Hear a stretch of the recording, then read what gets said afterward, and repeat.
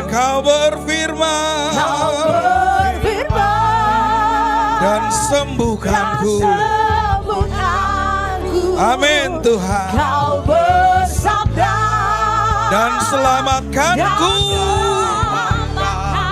Tiada yang mustahil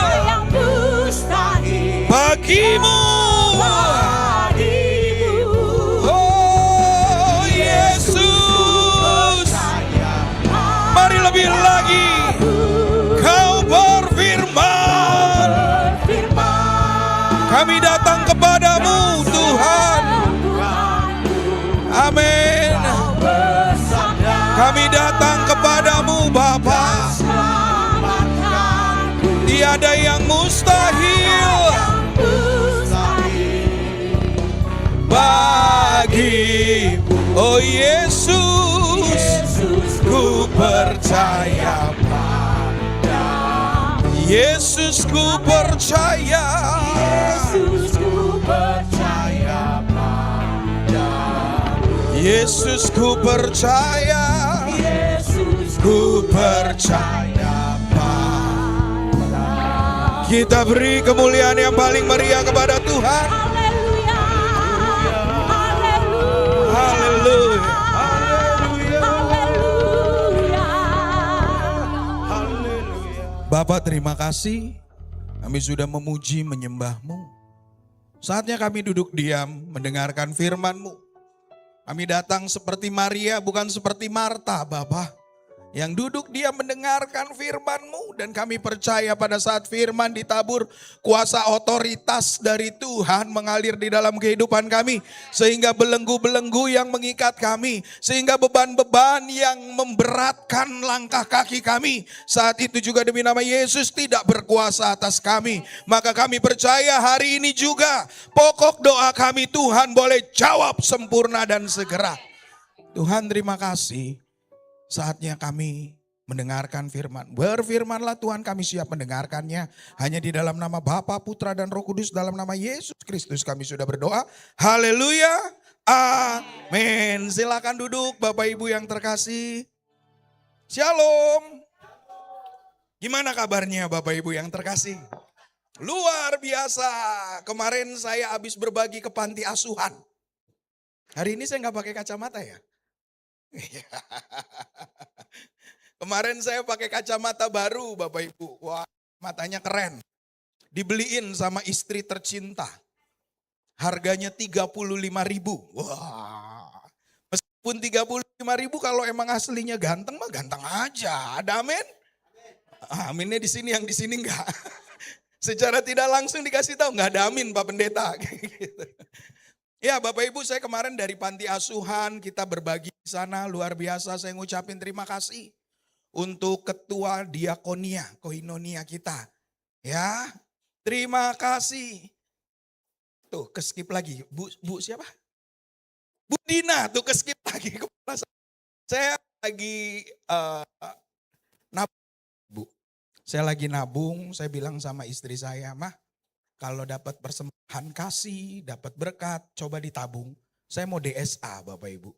Jadi saya banyak skip, termasuk ayat-ayat firman saya ke skip. Seperti itu, ngerinya orang Batak ya, makan asal-asalan. Babi dimakan, jeroan dimakan, waduh saya bilang bahaya. Jadi saya lagi nabung sama istri berdua, kita pengen DSA. Soalnya saya juga pernah kena geger otak. Zaman dulu pernah kena geger otak, jadi otak besar dan otak kecil saya tuh agak sedikit bengkok, hampir copot. Gara-gara zaman dulu berantem, berkelahi, dipukul pakai pecahan trotoar Bapak Ibu. Kuping saya sampai keluar darah, kejang saat itu dan koma. Seperti itu, tapi buat saya nggak masalah, makanya saya minta maaf Bu Dina kadang suka keskip di kepala saya. Itu ibu siapa ya? Ibu siapa ya? Seperti itu, saya tahu orangnya tapi pengen ngomong tuh susah. Nah kemarin saat saya tanya-tanya sama jemaat Tuhan yang dokter, memang mereka bilang itu harus di DSA, disemprot syarafnya. Ya, saya selalu bilang saya hamba Tuhan untuk alam roh, tetapi saya tidak menafikan apa yang namanya dokter. Ya, dokter itu perlu Bapak Ibu yang terkasih. Kenapa saya katakan perlu? Salah satu muridnya Yesus ada yang dokter loh. Siapa namanya? Lukas. Betul? Berarti kita tuh harus membuat hidup kita sehat. Ya, jangan mentang-mentang, oh aku sudah ditebus, makan sembarangan itu nggak boleh, harus pakai otak ya. Makannya harus pakai otak. Amin. Pakai otak tahu gak maksudnya apa? Pakai jeroan, bukan pakai ini, pakai jeroan. Itu enak pasti. Ya, kemarin saya ke panti asuhan, kita jalan-jalan berbagi ke sana, ngelihat anak kecil-kecil. Ada berapa ya? 20. Nah, 20 orang. Ada 20 orang anak yang kita layani di sana. Pas pulang Bapak Ibu, anak saya bilang, "Papa, Excel minta 2 anaknya." Astaga Tuhan, haleluya. Saya bilang, 2, Papa pokoknya Excel tahun ini minta Dede 2 ambil dari panti asuhan sana. Saya bilang, emang kayak beli kelinci, main diambil. Nyekolahinnya gimana, biayanya gimana, pusing loh Bapak Ibu. Main comot-comot anak seperti itu, ya. Saya bilang, Excel, kalau Tuhan tanya sama Papa, Papa jawabnya apa? Emang tanya apa Tuhan, Pak? Kalau Tuhan tanya, Immanuel, kamu mau rumah atau mau ambil anak dari panti asuhan? Kira-kira Papa jawabnya apa? Ya ngambil anak lah Pak, ngapain rumah? Ambil anak 2. Dede pengen punya adik 2, cowok sama cewek. Budina, ini terakhir ke panti asuhan ya. Kita nggak bercanda. Ya, jadi saya langsung mikir, waduh, nggak taunya tuh ada hal-hal yang aneh di luar nalar kita. Tapi hari ini saya diingatkan Tuhan tentang Mephiboset. Ada yang tahu Mephiboset, Bapak Ibu? Halo, Mephiboset siapa sih? Yuk kita cari tahu bareng-bareng. Kita buka di dalam 2 Samuel 1 ayat 2 Samuel 9 ayat 1 sampai 13. Kita belajar tentang Mephiboset. Kenapa saya tadi awali dengan cerita anak saya minta dedek dari panti asuhan. Ya. Yuk kita buka 2 Samuel 9 ayat 1 sampai 13. Kita hormati firman Tuhan, kita bangkit berdiri. Saya minta tolong, ada mic? Ada yang mic? Mic-nya ada? Pak Mario? Pak Mario baca ayat 1, Bapak Ibu ayat 2, begitu selanjutnya sampai ayat 13. 2, 3. Berkatalah Daud, masih adakah orang yang tinggal dari keluarga Saul? Maka aku akan menunjukkan kasihku kepadanya oleh karena Jonathan.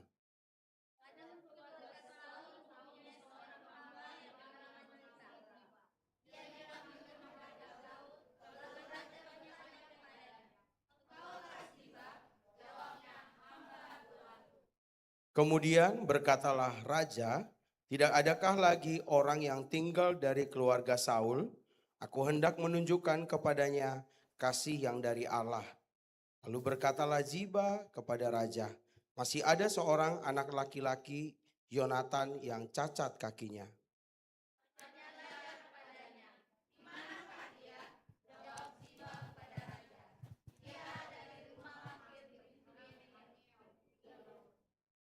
Sesudah itu Raja Daud menyuruh mengambil dia dari rumah Makir bin Amiel dari Lodebar.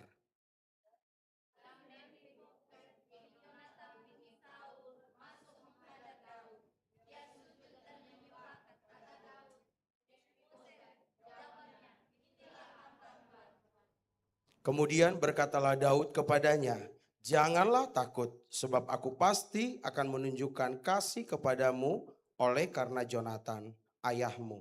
Aku akan mengembalikan kepadamu segala ladang Saul, nenekmu, dan engkau akan tetap makan sehidangan dengan aku.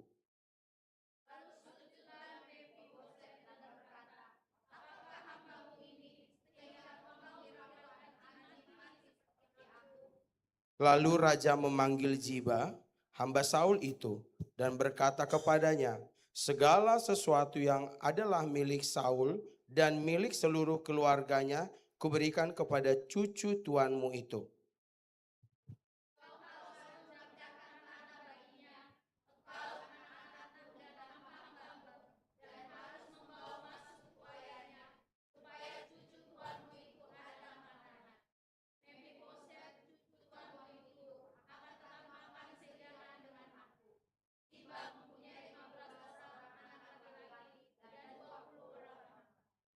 Berkatalah Ziba kepada raja, hambamu ini akan melakukan tepat seperti yang diperintahkan tuanku raja kepadanya. Dan Mefiboset makan sehidangan dengan Daud sebagai salah seorang anak raja.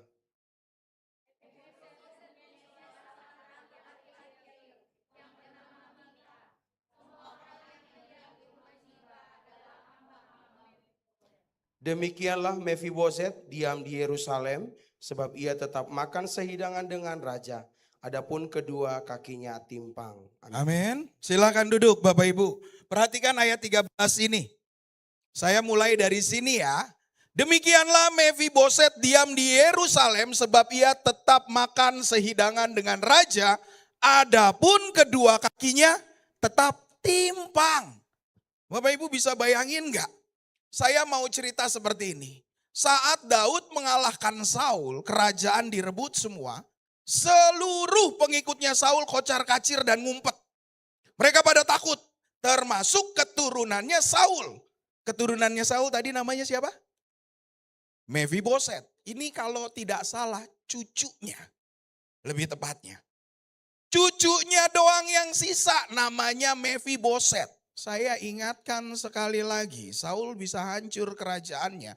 Yang pertama memang karena itu kehendak Tuhan. Tetapi kalau dari segi dosa kita lihat kejatuhan Saul karena dia percaya ramalan. Hati-hati, saya selalu mengulang-ulang. Karena sebelum perang itu terjadi, Saul ketemu dukun. Dia bertanya sama dukun, manggil rohnya Samuel. Ingat ya Bapak Ibu. Dan akhirnya benar-benar dihabisin. Garis bawahi, ramalan akan membawamu kepada malapetaka. Mau ramalan apapun itu.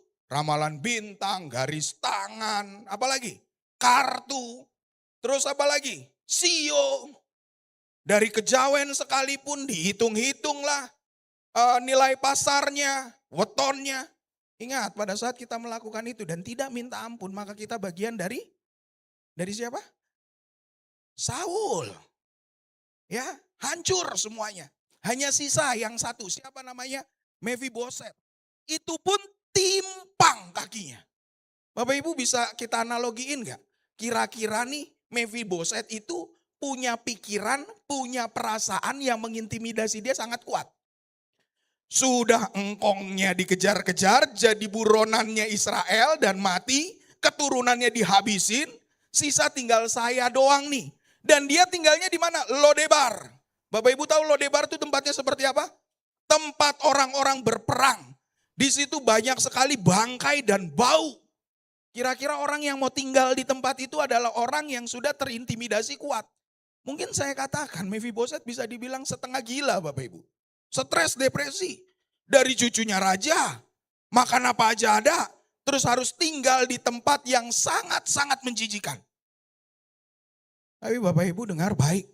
Alkitab menuliskan Mefiboset dipanggil sama Daud untuk datang ke rumahnya. Datang ke kediamannya. Bukankah ini seperti Yesus yang datang ke dunia untuk kita semua orang berdosa? Kalau Yesus gak datang, tempat kita bukannya di sorga tapi di neraka. Kalau Daud tidak mencari Mefiboset, dengar baik Bapak Ibu, sampai mati pun Mefiboset akan tetap ada di Lodebar. Tempat yang sangat bau, sangat menjijikan, banyak mayat, banyak belatung, kecoa, itu udah parah Lodebar. Dan kondisinya timpang. Bukankah saat ini kita seperti itu? Kita harusnya calon penghuni neraka. Hidup kita hancur-hancuran. Sepertinya kalau kita berdoa Tuhan gak pernah mau jawab. Hidup kita bukannya naik tetapi turun terus. Bukankah kita seperti Mefiboset? Perhatikan ayat ini. Kita mau bahas satu persatu. Saya sudah ceritakan tentang garis besarnya Mefiboset. Yuk kita buka sama-sama. Kenapa dia timpang? Buka 2 Samuel 4 ayat 4. Jadi kita bisa mengerti dulu gimana rasanya jadi Mefiboset. Kalau sudah dapat feel-nya, Bapak Ibu bisa merasakan apa yang dirasakan Mefiboset. Saya percaya Bapak Ibu bisa tarik ke dalam kehidupan Bapak Ibu dan Bapak Ibu akan berubah. Yuk kita baca, 2, 3. Yonatan yang cacat kakinya, ia berumur. Ketika datang kabar tentang Saul dan Yonatan dari Israel, inang pengasuhnya mengangkat dia pada waktu itu lalu. Tetapi karena terburu-buru larinya anak itu, jatuh dan menjadi timpang. Ia bernama Mefiboset. Yang salah siapa? Pengasuhnya. Yang salah siapa? Pengasuhnya. Berarti saya boleh tarik gak? Kejadian yang dialami Mefiboset itu full salahnya dia atau kehendaknya Tuhan atau kesalahan pengasuhnya. Satu kehendak Tuhan. Saya ulangi ya. Yang terjadi sama Mefiboset, yang pertama, kehendak Tuhan, kesalahan Mefiboset atau kesalahan pembantunya. Kehendak Tuhan, siapa yang jawab? 1, 2. Mentang-mentang mamahnya ngikut-ngikut nih. Mefiboset, saya ulang lagi Bapak Ibu, yuk tangkap. Mefiboset jatuh dan akhirnya kakinya timpang. Yang pertama kehendak Tuhan. Yang kedua kesalahan Mefiboset atau kesalahan pembantunya. Kehendak Tuhan, pembantunya, pengasuhnya. Ayo Pak Jimmy. Pembantunya. Kehendak Tuhan. Saya mau ngomong dari tempat ini. Yang salah pembantunya. Kan saya tanya yang salah. Karena kehendak Tuhan gak pernah salah. Amin. Kehendak Tuhan tidak pernah salah. Perhatikan ini. Karena pembantunya terburu-buru akhirnya Mefiboset yang nerima ganjarannya. Yuk kita tarik yuk ke keadaan kita saat ini. Coba kita perhatikan. Jangan-jangan kita selama ini mengalami proses bukan salah kita loh. Halo. Jangan-jangan bukan salah kita loh. Salah kita tuh simple dan kecil. Terlalu percaya sama orang. Akhirnya kita dimakan sama orang itu. Pernah ngerasain hal gitu? Saya pernah banget. Rasanya sakit banget. Ya, makanya Bapak Ibu saya mau kasih tahu. Kalau mau nolong orang tanya dulu sama Tuhan. Jangan-jangan orang itu bukannya tahu diri tapi ular. Bapak Ibu tahu ular ya? Kalau kita kasih makan dipatok kita Bapak Ibu. Padahal kita baik loh mau kasih makan dia. Tangan kita dipatok. Syukur-syukur bukan ular sawah. Kalau ular apa tuh? Kobra. Kelojotan mati 15 menit. Hati-hati Bapak Ibu. Pengalaman saya banyak.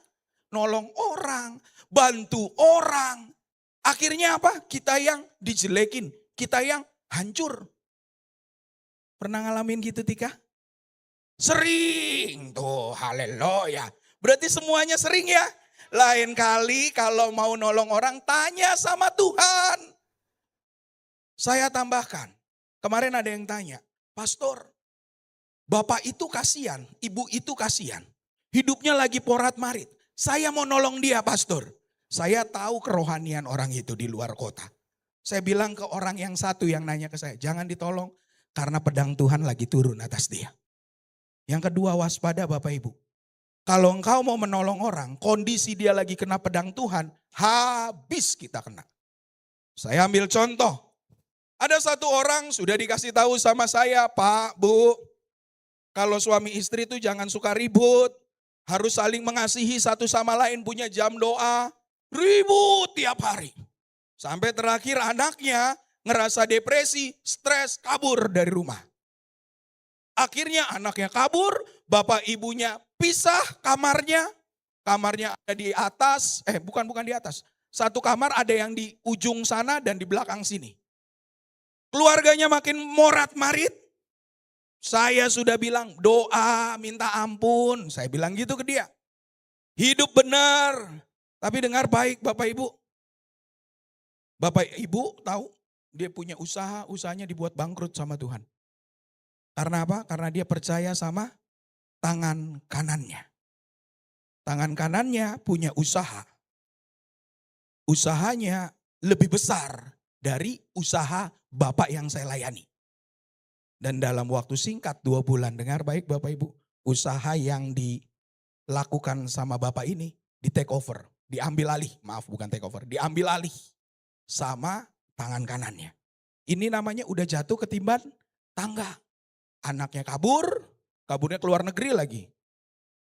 Yang kedua, keluarganya carut marut, usahanya dihajar sama tangan kanannya sendiri. Saat itu ada satu hamba Tuhan, telepon saya mau bantu dia. Saya bilang, jangan, pedang Tuhan lagi turun sama dia. Yang kedua, hati-hati nih Bapak Ibu. Kalau pedang Tuhan lagi turun sama seseorang, jangan sekali-kali kamu tolong. Saya ulang, kalau pedang Tuhan lagi turun sama seseorang, jangan sekali-kali kamu tolong. Karena kalau kamu sampai tolong, kamu pun kena dampak dari pedang Tuhan itu. Bapak Ibu tahu pisau? Pisau kalau jatuh, kamu tangkep, tanganmu yang berdarah. Alhasil apa? Pisaunya gak jatuh ke tanah, tapi darahmu yang jatuh ke tanah. Hati-hati tuh. Orang Kristen kadang pada saat memberi pertolongan, memberi bantuan, dia tidak pikir 2 kali. Alhasil apa? Dia kena dampak dari pedang Tuhan. Kita balik lagi ke Mephiboset. Mephiboset hancur, Mephiboset kena timpang. Bukan karena kesalahan dia, tapi karena kesalahan orang terdekatnya. Dan dia timpangnya enggak sehari 2 hari loh. Sampai dia ketemu sama Daud, kondisinya tetap timpang. Saya bukan ngajarin Bapak Ibu enggak percaya sama orang, tapi saya mengajarkan Bapak Ibu waspada. Hati-hati. Yang kamu tolong itu domba atau ular. Kemarin saya ada nonton TikTok Betani siapa ya? Yestoya tuh, siapa tuh yang gendut-gendut tuh anaknya bapaknya saya pernah dengar tuh. Siapa sih Betani Yestoya? Anaknya ada tuh gendut-gendut tuh, tinggi-tinggi. Pendeta siapa itu namanya? Iya, itu bapaknya. Anaknya siapa? Ya pokoknya itulah yang tinggi-tinggi, bapaknya itu bapaknya betul. Nah, anaknya dia cerita gini. Pada saat saya nolong orang, saya mikir kok sama ini khotbah yang saya siapkan. Pada saat saya nolong orang, saya pikir orang itu baik. Gak taunya orang itu seperti singa yang lagi ditutup mukanya. Saya pengen tolong singa itu. Supaya mukanya gak ketutup sama karung atau klesek atau kain. Tapi saat saya mau tolong singa itu saya mikir 2 kali. Satu, yang pertama dia singa. Yang kedua saya berpikir lagi. Pada saat saya tarik itu mungkin gak tangan saya masih ada pada tempatnya. Gak mungkin. Pasti sudah digigit. Dan singa kalau sudah ngegigit gak mungkin gak dikoyak Bapak Ibu. Orang kalau kita sudah ditolong akhirnya dia ngejelekin kita, gak mungkin hatimu tidak terkoyak. Pasti hancur. Hancur sehancur-hancurnya. Saya punya sekretaris dulu ya Maya. Gini-gini pendeta Immanuel punya sekretaris loh Bapak Ibu zaman dulu, keren ya. Tahun 2020 pelayan saya, orang yang saya besarkan, baik dalam keimanan maupun relasi hamba-hamba Tuhan, saya besarkan dia. Luar biasa. Bapak Ibu bisa bayangin gak? Dia pakai nama saya untuk teleponin jemaat-jemaat. Akhirnya seluruh jemaat online yang saya layani itu memberi kepada dia. Totalnya hampir 100 juta lebih. Bapak Ibu bisa bayangin gak? Dan saat itu juga, detik itu juga, semua yang WA dia, semua yang transfer ke dia, mengatasnamakan Pastor Immanuel. Akhirnya info ke saya. Zaman dulu Bapak Ibu, orang tersebut bilangnya begini, Pak Jemi mau ketemu Pastor Immanuel? Iya nih Bu, saya mau ketemu sama Pastor Immanuel, minta didoakan. Boleh, sekali ketemu 2 juta. Sementara saya gak tahu apa-apa Bapak Ibu. Pelangak, pelongok, belegak. Pak Jemi ketemu sama saya, Pak Jemi bayar 2 juta. Pak Jemi bayar 2 juta, ketemu sama saya layani. Loh saya kan gak tahu apa-apa. Saya layani full, wah haleluya. Sampai saya doakan, sampai Pak Jemi bertobat, akhirnya Pak Jemi cerita. Satu saya tampung. Dan yang saat itu kok mantan sih, suamimu tahu tuh, almarhum Budi. Semua orang yang mau memberikan persembahan, rekeningnya atas nama sekretaris saya. Sayanya nggak tahu Bapak Ibu.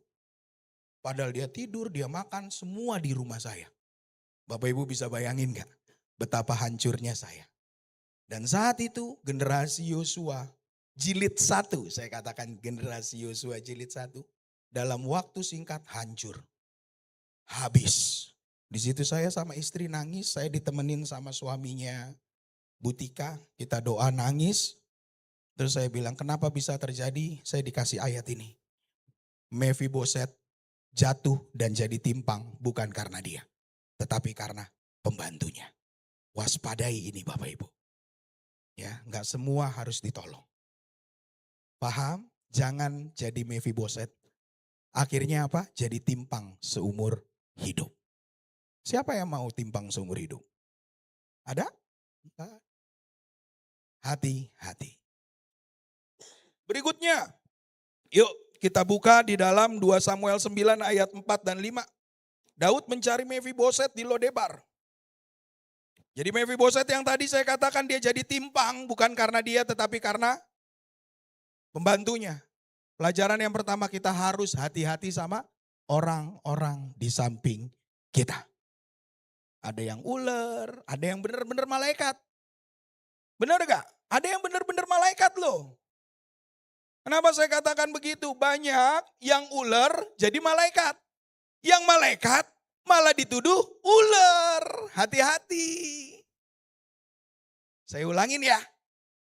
Banyak di sekeliling kita yang ular pura-pura jadi malaikat. Yang malaikat jadi ular. Dituduh ular. Makanya harus ditimbang-timbang. Ya, tanya sama Tuhan. Jangan berdasarkan ego kita.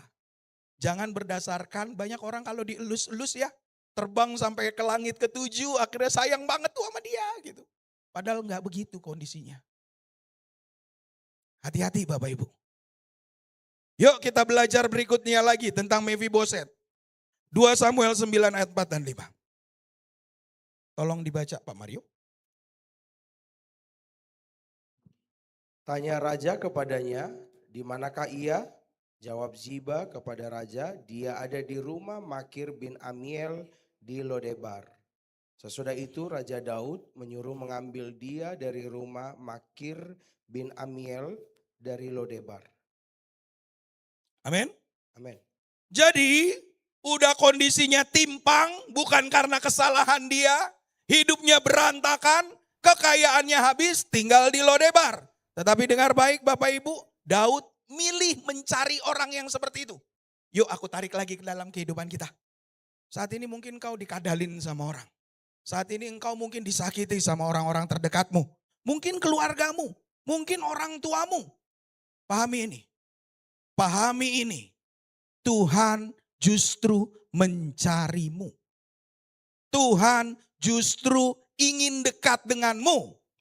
Saat kamu ditinggalkan orang-orang, saat kamu difitnah, saat kamu dikecewakan, saat kamu dimaki-maki, diintimidasi, dibuat orang takut, saat kamu ada di level yang paling bawah, dengar baik, Tuhan ingin dekat denganmu. Daud turun, cari itu si Mephiboset. Jadi kalau engkau saat ini mengalami hal-hal yang menyakiti, ditolak sakit loh Bapak Ibu. Saya pernah ditolak, lagi melayani orang ditolak.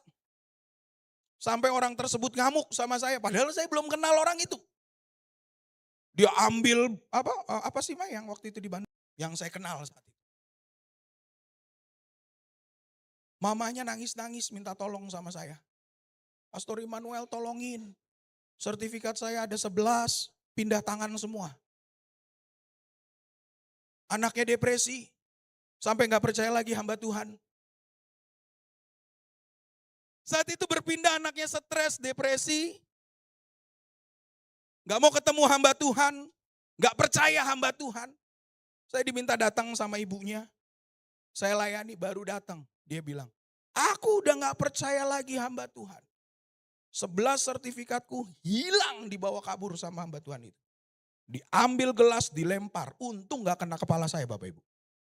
Dilempar ke arah pintu, kumprang. Ditendang pintu, jeger. Saat itu Bapak Ibu saya sama istri cuma duduk, diam, bengong. Saya berdoa sama Tuhan, Tuhan kalau memang saya ditolak di tempat ini saya pulang. Tapi Tuhan bilang tetap bertahan di situ. Gak lama anaknya keluar maki-maki, pendeta semua, waduh begini-gini Bapak Ibu. Itu rasanya Bapak Ibu di hati itu sakit. Ditolak sakit gak? Sakit. Malah yang nolak ini bukan hancur gara-gara saya. Gara-gara orang lain gitu loh. Tapi saya yang ditunjuk-tunjuk. Sama aja pendeta semuanya begitu. Wih gini semua. Saya sama istri diem. Sediem-diemnya. Saya minum kopi hitam. Kesukaan saya. Jadi dia maki-maki saya minum kopi hitam. Lebih pahit kopi hitam daripada hati yang saya. Bener gak? Kopi hitam tuh pahit banget Bapak Ibu. Saya mau marah saya minum lagi kopi hitam. Ya kan? Biar saya sabar jadinya. Terus hari itu juga saya bilang, Bu kalau memang saya gak berkenan ditolak di tempat ini. Saya mau undur diri dan pulang. Dan dengar baik Bapak Ibu, pada saat saya berdiri Tuhan bilang, duduk, aku duduk. Anak itu saya layani, merasakan kelepasan. Dan dengar baik Bapak Ibu, dia mulai perlahan-lahan mulai menerima keadaan. Perlahan-lahan mulai menerima keadaan. Dan kabar baiknya Bapak Ibu yang terkasih, dengar baik, harta yang hilang Tuhan kembalikan. Kisah ini yang saya angkat untuk dia. Mefiboset jatuh, kakinya timpang, tinggal di tempat jorok, ditinggalkan orang banyak. Tetapi dengar baik, Mefibosetlah yang dicari sama Tuhan. Mefibosetlah yang dicari sama Daud. Jadi saat ini kalau kamu ditipu, sertifikatmu 11 dibawa kabur sama orang, hilang entah kemana, usaha bisnismu dihancurkan. Bahkan tender-tender proyek negara di-cut. Habis Bapak Ibu. Dengar baik. Tuhan lagi cari engkau. Lagi tunggu engkau. Dan dia lagi mau dekat denganmu. Maka Allah yang berperang ganti kamu. Kamunya diam saja. Saya kasih tahu Bapak Ibu. Saya dengar infonya. Sekarang tender-tender pengadaan barang. Dia menang tender. Padahal saya tahu gimana dulu dia tunjuk-tunjuk saya, dia lempar gelas. Itu anak perempuan tuh. Bukan anak perempuan sih, umurnya 40-an lah. Dia lempar gelas hampir kena kepala saya. Dia tendang pintu, dia depresi, dia gak percaya sama hamba Tuhan. Dan saat itu juga Tuhan balikan keadaannya. Saat ini jika engkau merasa sendiri, engkau ditinggalkan, gak ada yang percaya engkau, mungkin kau disakitin sama orang-orang terdekatmu. Ingat. Tuhan sedang mau dekat kepadamu. Kalau Tuhan dekat kepadamu, apapun yang kamu ucapkan, Tuhan dengar. Karena dia lagi dekat samamu. Sama halnya Raja Daud. Pada saat Raja Daud mencari Mefiboset, pada saat Mefiboset ketemu, buka ayat yang ke-11, 12, 13. Langsung ayat ke-12, 13 aja.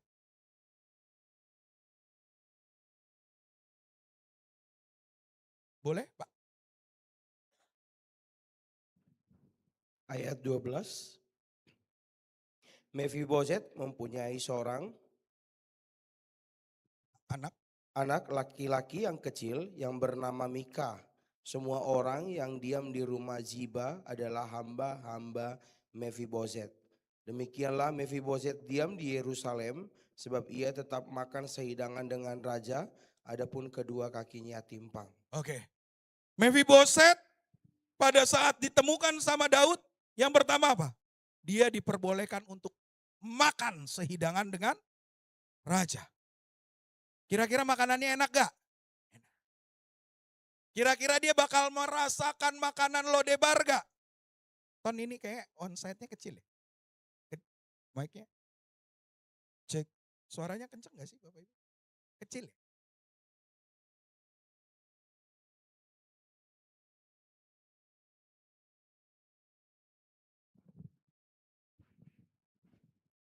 Cek. Nah, ini enak. Kira-kira pada saat Mephiboset diketemukan oleh raja, dia boleh makan duduk sehidangan dengan raja, satu meja dengan raja. Saya mau tanya, kira-kira makanannya enak apa enggak? Pasti enak.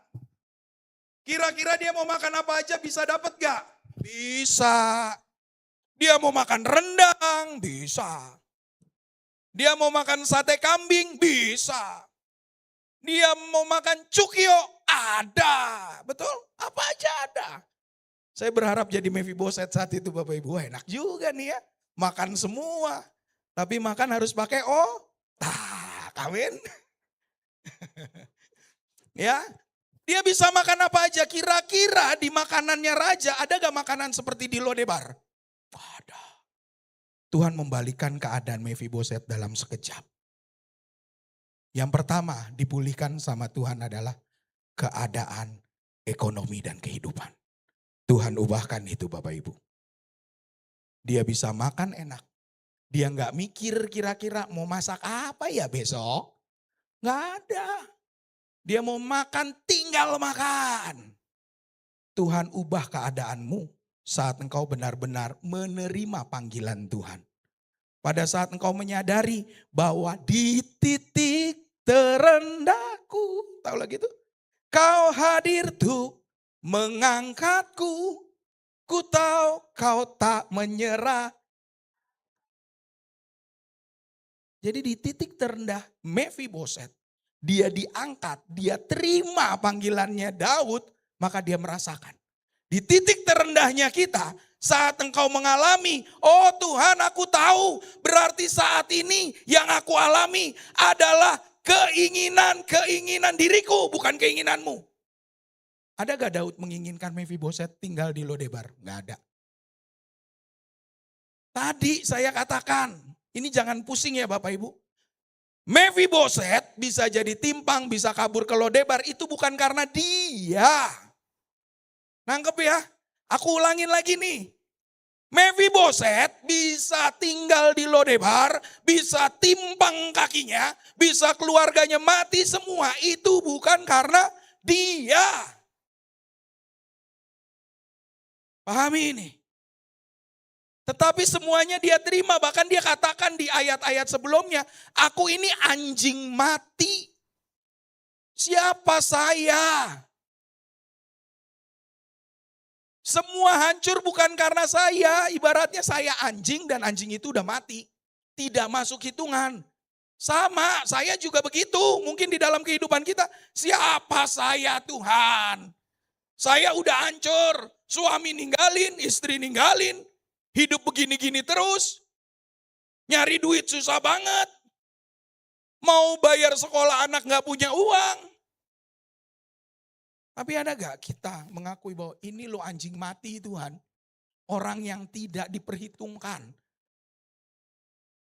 Kita gak pernah lakukan itu karena kita merasa sombong rohani. Betul gak? Karena prinsip kita, oh ini kehendak Allah. Aku jalanin aja. Kehendak Allah ada yang ingin melihat anak-anaknya hancur. Aku tanya itu. Hei orang tua yang punya anak. Kamu pengen lihat anak-anakmu hancur? Enggak. Pahami itu. Jangan dikit-dikit kamu punya problem. Itu kehendak Allah. Nanti dulu. Saya punya anak 2. Saya nggak pengen anak saya hancur. Saya nggak pengen hidupnya Excel hancur terus saya tontonin. Biarin. Biar dia belajar. Nggak ada. Ya betul gak Bu? Bu siapa istrinya Pak? Bu Nita. Itu dia. Sorry Bu Nita. Bu Nita ngelihat Yoi jatuh. Ada gak Bu Nita bilang, udah biarin aja, biar jangan ada yang tolongin, jangan ada yang tolong. Padahal kakinya udah berdarah. Ada yang mau gendong, jangan ditolong. Mungkin bisa ngamuk Pak Jemi. Betul gak? Saya mau kasih tahu satu hal Bapak Ibu. Saat ini keadaanmu seperti ini. Bukan karena kehendak Tuhan. Tapi karena sekelilingmu. Mephiboset ada di Lodebar bukan keinginan Tuhan. Tapi karena apa? Keinginan sekelilingnya. Tetapi dengar baik.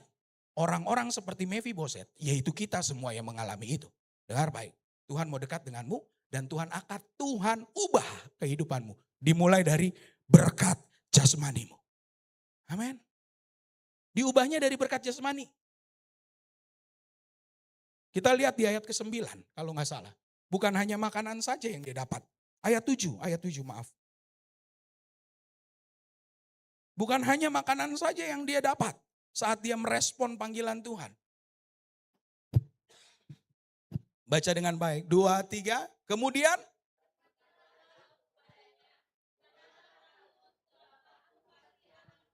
stop sampai situ. Daud manusia. Daud hanya raja. Saya ulangi. Daud itu manusia. Daud itu hanya raja. Tetapi dengar baik. Daud bisa katakan pasti. Yesus raja bukan? Raja segala raja.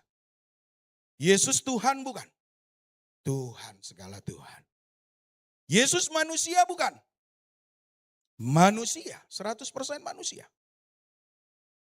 Kalau Daud yang tidak sehebat Yesus berani memastikan Mephiboset akan hidupnya enak. Apalagi Yesus kita. Paham Bapak Ibu? Jangan terbuai sama keadaanmu saat ini.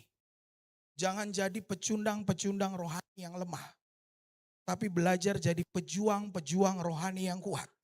Pejuang rohani yang tangguh. Pada saat kau melakukan tindakan, tanya Tuhan dulu. Boleh apa enggak? Jangan sampai kita jatuh kayak Mephiboset. Bukan hanya makanan Tuhan berikan Mephiboset. Tetapi lanjut Pak.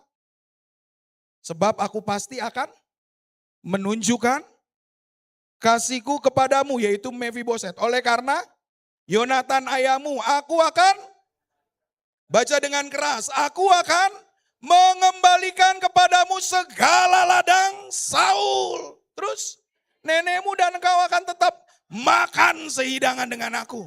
Dipulangin keadaannya. Tetapi saya mau kasih tahu kabar buruknya di ayat 13. Sampai mati Mephiboset tetap timpang. Kata timpang di sini bukan hanya keadaan. Sampai mati hatinya Mephiboset tetap terkoyak. Tetap luka. Karena kelakuan siapa? Pembantunya. Pahami ini dulu Bapak Ibu. Hati-hati bertindak. Makanya Tuhan dekat dengan orang-orang yang hancur hati. Saya dijelekin sama orang, Bapak Ibu nangis. Khotbah saya dicoret Bapak Ibu. Haleluya 12 kali. Gara-gara saya punya pengajaran yang tentang apa Jess waktu itu? Hipnotis dalam gereja. Khotbah saya dicoret. Sedih gak? Sedih, malah tuh gereja besar banget lagi. Kan pengen sekali-kali khotbah di gereja besar ya.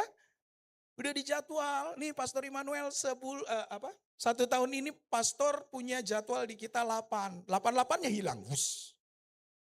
Gara-gara khotbah saya hipnotis dalam gereja. Sedih gak? Sedih, gak mungkin gak sedih lah. Bohong. Ya kan, saya bukan malaikat kok, bener gak? Sedih gak? Sedih. Kecewa gak? Kecewa. Tapi saya mau kasih tahu Bapak Ibu, pada saat saya kecewa, itu kejadian di awal Januari ya kalau gak salah. Saya dapat info, saya dapat jadwal minggu depannya, saya dicoret. Dan yang nyoret tuh pendeta teman saya lagi. Haleluya 12 kali, ya kan. Teman saya main game, saya suka main game. Kalau lagi pusing kadang sama Pak Elvis. Nah, Pastor yuk main game yuk, iseng-iseng ayo, saya bilang gitu. Nah saya suka satu tim sama teman-teman hamba Tuhan itu. Lah yang nyoret hamba Tuhan itu Bapak Ibu temanku sendiri. Hanya karena dengar dari orang lain. Tapi buat saya sedih, sedih. Saya kecewa, kecewa. Manusiawi gak? Manusiawi. Tapi saya doa sama Tuhan, Tuhan ini gimana sih? Saya pengen lu ngerasain khotbah di tempat yang besar, gerejanya besar Tuhan. Kok malah saya ditolak? Tiba-tiba dapatlah info kita akan buka Blue Mall. Amin. Tuhan bilang, bukan kamu khotbah di situ sebagai tamu, tapi kamu gembalanya. Amin. Saya belajar. Belajar jadi apa? Belajar seperti Mephiboset. Iya Tuhan, saat ini aku kecewa loh. Aku gak mau pura-pura. Banyak gak orang pura-pura? Gua gak kecewa kok. Wow, saya mau udah ngampunin. Begitu ya. Saya udah maafkan. Saya lepaskan. Allah buat saya. Ngomong aja kecewa gak apa-apa kok. Tuhan suka, jangan bikin nambah dosa. Kamu kecewa tapi ngakunya gak kecewa. Dosanya jadi 2 tuh. Iya, saya kecewa Tuhan. Saya luka Tuhan. 8 khotbah saya ditebas, hilang semua. Kayaknya ada yang kecewa juga, dia marah dilempar handphonenya. Bercanda Bu. Ngomong aja sama Tuhan, iya saya kecewa Tuhan. Dan saat itu Bapak Ibu pada saat saya kecewa, saya ngomong sama Tuhan, Tuhan kasih saya Blue Mall. Semalam kita doa ya, rame-rame sama siapa lagi, hampir jatuh tadi saya. Saya ke Blue Mall, kita doa rame-rame di situ. Kita doa dan kita doa. Saya percaya Bapak Ibu, Blue Mall tempatnya besar sekali. Bu Agnes sudah ke situ juga ya. Bu Louis juga udah ke situ. Kemarin juga yang lain datang. Bu Natali belum tuh. Bu Natali belum. Pak Jemi belum. Siapa lagi? Bu Sri malah yang paling dekat belum. Nih yang lebih dekat nih. Pak Mario belum, ayo datang ke sana. Bu Dina udah. Kita jalan ke sana rame-rame, kita doa di sana kemarin sama Pak Marcel. Yang tadi semalam rame-rame sama siapa? Bu Dina habis pulang dari panti. Kita datang dan semuanya pada bilang ini besar sekali. Benar-benar we walk by faith, not by sight. Ini kayaknya gak mungkin. Ini project di luar nalar. Tapi saya kasih tahu, saya Mephiboset. Yang berkali-kali disakitin orang dan berkali-kali Tuhan angkat. Amin. Jadi pejuang-pejuang rohani. Jangan lemah sama keadaan. Maka Tuhan kembalikan semua berkat yang hilang. Semua yang sudah hilang Tuhan kembaliin. Kekecewaanku Tuhan ubah menjadi sukacita. Amin. Yuk sama-sama katakan saya Mephibosetnya Tuhan. Yang siap ditolong Tuhan. Amin. Kita beri kemuliaan yuk buat Tuhan. Saya undang bangkit berdiri Bapak Ibu yang terkasih. Haleluya. Arahkan hatimu kepada Tuhan Bapak Ibu. Tuhan, hamba sudah selesai berkata-kata. Tuhan, apapun yang kau inginkan untuk jemaatmu di tempat ini, biarlah sesuai dengan kehendak-Mu Bapa. Kadang sakit, kadang kami merasa kecewa dan terluka Tuhan. Bukan karena kesalahan kami, tetapi karena kami dimanfaatkan. Tuhan, kadang kami juga capek. Saat kami berpikir baik, ternyata banyak sekali orang yang memanfaatkan kebaikan kami. Sehingga kami mengalami ini semua. Tapi Tuhan, satu hal yang kami mau belajar dari kisah Mephiboset. Bahwa Engkau dekat dengan orang-orang yang seperti Mephiboset. Yaitu kami. Dan kami siap Tuhan menerima percepatan, pengembalian semua yang hilang. Termasuk duka cita Tuhan ubah menjadi sukacita. Karena kami tahu Tuhan saat kami berada di titik yang paling rendah. Disitulah Engkau mencari kami. Disitulah kami menerima kelegaan. Disitulah kami menerima kemenangan. Terima kasih untuk semuanya Bapa. Saat ini kami semakin tahu mau-Mu di dalam hidup kami. Thank you Lord Jesus. Haleluya. Kita angkat pujian ini. Ku kagumi cara-Mu mencintaiku. Kau ada di setiap proses hidupku. Amin. Di titik terendahku Kau hadir tuh mengangkatku. Ku tahu Kau tak menyerah akan hidup. Sekali lagi katakan, ku kagumi caramu mencintaiku. Kau ada di cerita proses hidupku. Amin Tuhan. Di titik terendahku Kau hadir tuh mengangkatku. Ku tahu Kau tak menyerah akan hidup. Katakan dengan iman, tak terbatas, tak terbatas.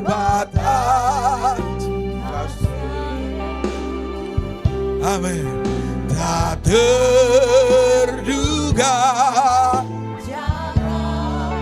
Katakan, kau yang kuandalkan di segala hidupku, tak terbatas.